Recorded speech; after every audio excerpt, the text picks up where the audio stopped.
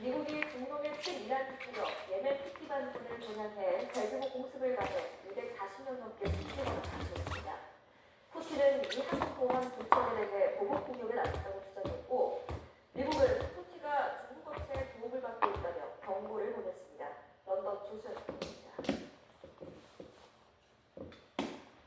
구조대가 쉴 새 없이 부상자를 실어나릅니다. 미군이 예멘 후티 반군에 연료를 공급하는 항만을 집중 공격하면서 인명피해가 속출했습니다. 후티 측은 70명 넘게 사망했다고 주장했는데 트럼프 대통령 취임 이후 미군 공습 가운데 가장 큰 인명피해입니다. 예멘 수도 사나 도심에는 수천 명이 집결해 미국을 비난했습니다.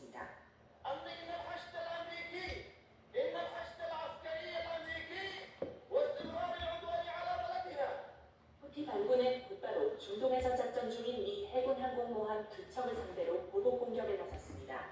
홍해와 아라비아해에서 트루먼호와 칼빈슨호를 동시에 겨냥해 반격했다며 칼빈슨호를 노린 것은 처음이라고 주장했습니다. 또 이스라엘 텔아비브 공항과 군사시설을 향해서도 탄도미사일을 발사하고 물러설 뜻이 없음을 분명히 했습니다. 미국 정부는 후티가 표적 공격을 할 수 있는 것은 중국 업체가 제공하는 위성사진 덕분이라며 중국에 강력한 경고를 보냈습니다. The United States will not tolerate anyone providing support to foreign terrorist organizations such as the Houthis. 후티는 팔레스타인 무장정파 하마스 지원을 명분으로 홍해를 지나는 이스라엘과 서방의 선박을 공격해왔고, 이에 미국은 지난달부터 강도 높은 공습작전을 펼쳤습니다. 예멘 정부는 후티 반군을 노린 지상전 계획도 서방과 논의하는 등 중동 정세가 다시 확전 양상을 보이고 있습니다. 런던에서 YTN 조수연입니다.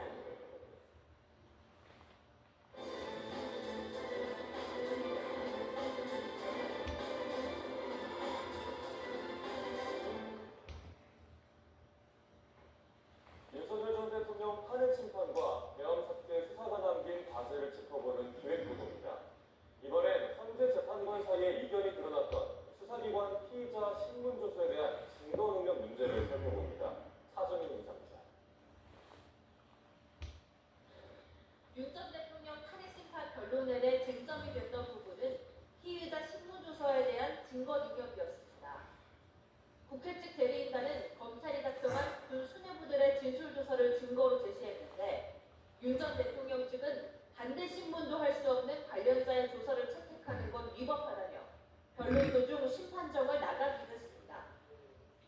형사 재판 절차에서는 증거로 쓸 수 없는 것을 탄핵 심판 절차에서는 증거로 썼다는 비난을 면하기 어려울 것입니다. 탄핵 심판에서의 증거 법칙 문제는 지난 2013년 통합진보당 정당해산 심판과 2017년 박근혜 전 대통령 탄핵 심판에서도 논란이 될 바 있습니다. 당시 재판관 판단에 따라 형사소송법상 전문 법칙을 완화해 적용했는데, 헌재는 이번에도 선례를 따르겠다는 입장을 밝혔습니다. 탄핵 심판이 헌법재판이라는 사정을 고려해서 형사소송법상의 전문 법칙을 완화해서 적용해 왔습니다. 다만 결정문에 적힌 보충 의견에는 일부 재판관들의 온도차가 고스란히 담겼습니다. 이미선 김영두 재판관은 절차적 적법성이 담보됐다면 증거 능력을 인정할 수 있다고 봤지만, 김봉평 조한창 재판관은 피청구인의 방어권 보장을 고려할 때 보다 엄격하게 적용해야 한다는 의견을 냈습니다. 이번 탄핵 심판에서도 수사기관 자료의 증거 능력이 또다시 논란이 됐던 만큼 추후 혼란을 방지하기 위해 전문 증거 법칙을 현재 심판규칙 개정 등으로 명확히 해야 한다는 지적이 나옵니다. YTN 차정민입니다. 윤석열 전 대통령 파면으로 조기 대선이 확정되자 경찰도 후보자의 경호 요원을 선발하는 등 본격적인 준비에 나섰습니다. 비상계엄 사태를 거치며 폭력 사태와 정치인들을 대상으로 한 협박이 있다는 점을 고려해 지난 대선 때보다 경호 인력을 더 늘리기로 했습니다. 이현정 기자가 보도합니다. 오늘 6월 3일 조기 대통령 선거를 앞두고 경찰도 안정적인 대선 관리 체제에 돌입했습니다. 먼저 후보자 경호 요원을 선발했는데, 지난 대선 당시 150명보다 많은 인력을 투입하기로 했습니다. 탄핵 국면을 거치며 서부지법 폭동과 같은 극단적 사태가 벌어지고 정치인 등을 상대로 한 협박이 잇따르자 경호를 한층 강화하기로 한 겁니다. 실제 지난 1월부터 최근까지 경찰이 내사에 착수한 정치인과 법조인 등을 향한 살인 예고글은 235건으로 집계됐습니다.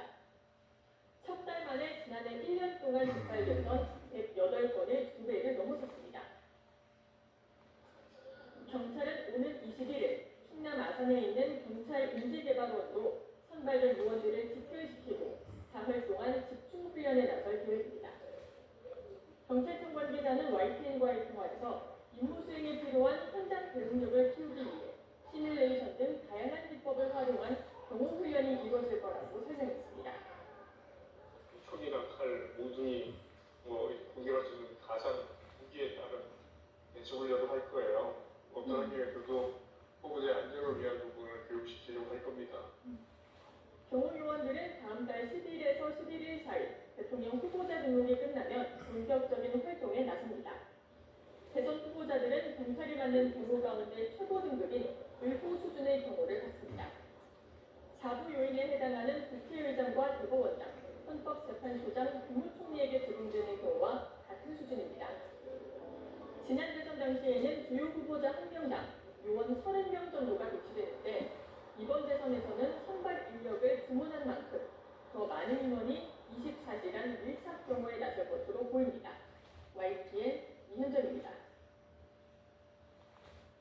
오늘 서울 곳곳에서 대규모 집회가 예정돼 교통혼잡이 예상됩니다. 서울경찰청은 오늘 오후 진보단체가 서울 종로구 율곡로 일대에서 집회를 열고 세종대로에선 대규모 부활절 행사도 진행된다고 밝혔습니다. 세종대로와 서초구 서초중앙로 일대에선 보수단체들의 집회도 예정돼 있습니다.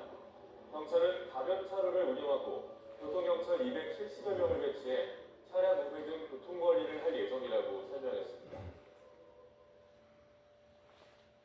요즘 봄비가 주말마다 찾아오고 있습니다. 오늘도 전국에 비가 내리지만 지난주부처럼 요란하거나 애안이 많지는 않은데요. 다만 중부지방은 밤에 비가 집중될 가능성이 있습니다. 김민경 기자입니다. 태풍급 비바람이 몰아쳤던 지난 주말에 이어 오늘도 전국에 비가 예보됐습니다.